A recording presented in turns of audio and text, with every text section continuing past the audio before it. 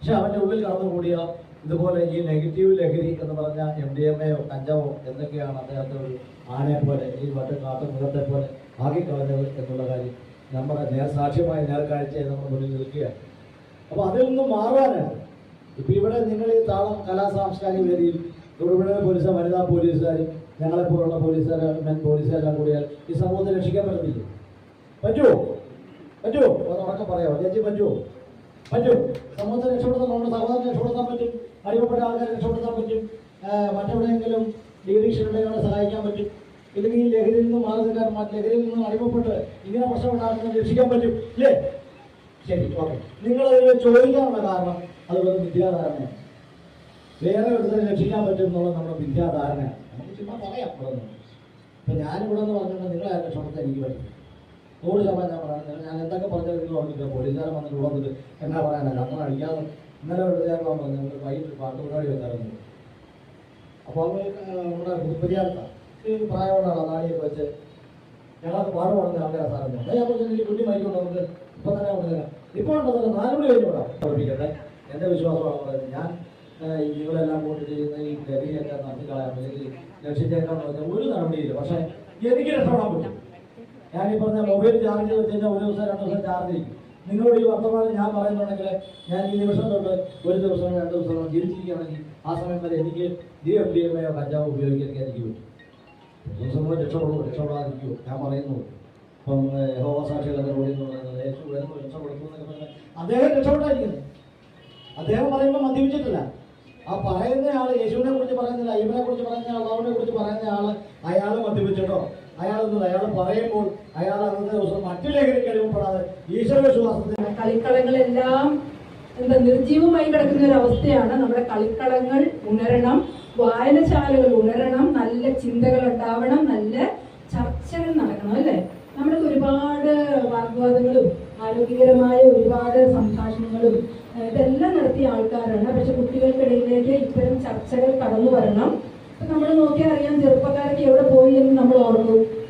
പണ്ടൊക്കെ നമ്മുടെ ചെറുപ്പക്കാരുടെ കൂട്ടം തന്നെ കാണായിരുന്നു അല്ലേ? ഓരോ സ്ഥലത്തില്ല ഇങ്ങനെ കുടുംബത്തിൽ സുരക്ഷിതമല്ലാത്തൊരു അന്തരീക്ഷം ഉണ്ടാവുകയും ആ കുഞ്ഞിന് അച്ഛനോ അമ്മയോ സഹോദരങ്ങളോ ആയിട്ട് ഷെയർ ചെയ്യാൻ പറ്റാതെ വരികയും ചെയ്യുമ്പോഴാണ് കുട്ടികൾ അവരുടെ പിയർ ഗ്രൂപ്പിനെ അല്ലെങ്കിൽ സമപ്രായക്കാരെ തെരഞ്ഞു പോകുന്നത്. ഇങ്ങനെ അവിടെ ചെന്ന് കഴിയുമ്പോൾ ആ കുട്ടി അല്ലെങ്കിൽ ലഹരി ഉപയോഗിക്കുന്ന മോശമായ ലഹരി ഉപയോഗിക്കുന്ന ഒരു കുട്ടിയാണെങ്കിൽ അവൻ കൂട്ടുകാരന് കൊടുക്കാൻ സാധ്യതയുണ്ട്.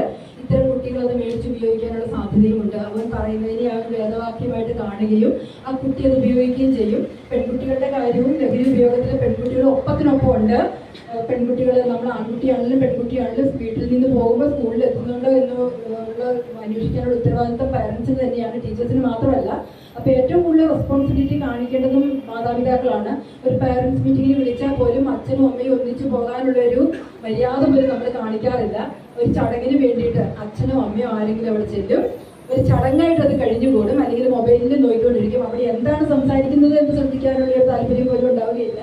ഇനി അങ്ങനെയല്ല വേണ്ടത്. ഒരു പാരൻസ് മീറ്റിംഗ് വന്നു കഴിയുമ്പോൾ അച്ഛനും അമ്മയും കൂടി ഒന്നിച്ചു പോകണം, കുട്ടികളുടെ കാര്യങ്ങൾ കേൾക്കണം. ടീച്ചേഴ്സുമായിട്ടാണെങ്കിലും അടുത്ത് നമ്മളെ കാര്യങ്ങളൊക്കെ ചോദിച്ചറിയണം. അവൻ എങ്ങോട്ടാണ് പോകുന്നത്, ഫ്രണ്ട്സ് ആരാണ്, അല്ല അവനുമായിട്ട് സംസാരിക്കണം. നമ്മുടെ ജീവിതത്തിന്റെ ഒരു ദിവസത്തിന്റെ പ്രാഥമിക സമയം എന്ന് പറയുന്നത് ആ കുഞ്ഞുമായിട്ട് ചെലവഴിക്കണം. അച്ഛനും അമ്മയും മക്കളുമായിട്ട് ഇന്ന് നന്നായിട്ട് സംസാരിക്കണം. പണ്ട് കാലങ്ങളിലൊക്കെ വലിയ വലിയ സൗകര്യങ്ങളൊന്നും ഇല്ലെങ്കിലും നമ്മുടെ പാരൻസും ഒക്കെ ആയിട്ടിരുന്ന് നമ്മൾ ഒരുപാട് നേരം സംസാരിക്കുമായിരുന്നല്ലേ? വൈകുന്നേരത്തെ ടൈം നമ്മൾ ആ ഫുഡ് കഴിക്കുന്നത് ഒന്നിച്ചൊരു സമയത്തായിരുന്നു. അവിടെ നിന്ന് ഒരുപാട് നമ്മൾ സംസാരിക്കുമായിരുന്നു, നമ്മുടെ കാര്യങ്ങളെല്ലാം ഷെയർ ചെയ്യുമായിരുന്നു. അത് കൂട്ടുകുടുംബത്തിന്റെ ഗുണവും ഉണ്ട് ദോഷവും ഉണ്ട്. ഇന്ന് അണുകുടുംബത്തിലേക്ക് മാറിയപ്പോൾ ഷെയർ ചെയ്യാനുള്ള ഇടയില്ലാതെയായിട്ട് മാറിയിട്ടുണ്ട്. കുട്ടികൾക്ക് പുറത്തിറങ്ങി കളിക്കാനുള്ള ഒരു അന്തരീക്ഷം നമ്മൾ തന്നെ ഉണ്ടാക്കണം. നമ്മുടെ കളിക്കളങ്ങൾ ഇനിയും ഉണ്ട്. അതിന് നമ്മൾ നന്നായിട്ട് അതിനെ തിരിച്ചു കൊണ്ടുവരിക തന്നെ വേണം. വായനയിലേക്ക് കുട്ടികളെ കൊണ്ടുപോകണം. നമ്മൾ ഇപ്പൊ നിങ്ങൾ പറഞ്ഞു എല്ലാ തരം കഴിവുകളുള്ള ആളുകളും ഇതിനകത്തുണ്ടെന്ന് പറഞ്ഞു. അപ്പൊ ഈ മോശം ലഹരിയെ നല്ല ലഹരിയോട് കീഴടക്കുക എന്നുള്ളതാണ്. ലഹരികളുണ്ട്, പാട്ടും ഡാൻസും നൃത്തവും. കഞ്ചാവ് പോലെയോ അങ്ങനെയൊക്കെ, കഞ്ചാവും നല്ലതാണെന്നല്ല പറഞ്ഞു വരുന്നത്. പക്ഷെ അതിനപ്പുറത്തേക്ക് MDMA പോലെ LSD പോലെ ഉള്ള ഇതുപോലത്തെ സിന്തറ്റിക് ഡ്രഗ്സ് ഒരു ഉപയോഗം കൊണ്ട് തന്നെ കുട്ടികൾ അഡിക്റ്റ് ആവുകയും പിറ്റേ ദിവസം കുട്ടികൾ ഇത് അന്വേഷിച്ച് പോവുകയും ചെയ്യും. ആദ്യത്തെ തവണ ഇതിന് ഫ്രീ ആയിട്ടായിരിക്കും കൊടുക്കുന്നത്, അല്ലെങ്കിൽ ട്രാഫിക് എടുത്തുമായിരിക്കും ചെയ്യുന്നത്. പിറ്റേ ദിവസം ആ കുട്ടി ആവശ്യക്കാരനാവുകയും കുട്ടി അങ്ങോട്ട് അന്വേഷിച്ച് ചെയ്യുകയും ചെയ്യും. പിന്നെ അവനത് കിട്ടാൻ വേണ്ടി എന്തും ചെയ്യും. അച്ഛന്റെ കഴുത്തറുത്ത മകനെയൊക്കെ നമ്മൾ കണ്ടിട്ടുണ്ട്, അമ്മയെ റേപ്പ് ചെയ്ത മകനെ നമ്മൾ കണ്ടിട്ടുണ്ട്, മകളെ റേപ്പ് ചെയ്ത അച്ഛനെയും നമ്മുടെ സമൂഹത്തിൽ തന്നെയാണ് നടന്നത്. ഇത് ചെയ്യപ്പെട്ട് പോകും. അതുകൊണ്ട് നമുക്ക് ചിന്താശേഷി നശിക്കും, നമ്മളും മൃഗങ്ങളും ഒരുപോലെയായി പോകും. അപ്പോൾ എന്ത് ചെയ്യുന്നു എന്നുള്ളത് അവർക്ക് അറിയില്ല. പിന്നെ ഹാലൂസിനേഷൻ പോലെയുള്ള പ്രശ്നങ്ങൾ നമ്മൾ കാണാം. യുവാക്കള് പൊതുവഴി കിടന്ന് ഒത്തിരി നമ്മളെ ഭീതി പടർത്തുന്ന രീതിയിൽ അവർ പെരുമാറുന്നത് നിങ്ങൾ കണ്ടിട്ടുണ്ടാവും. ഒക്കെ കണ്ടതാണ് അല്ലേ?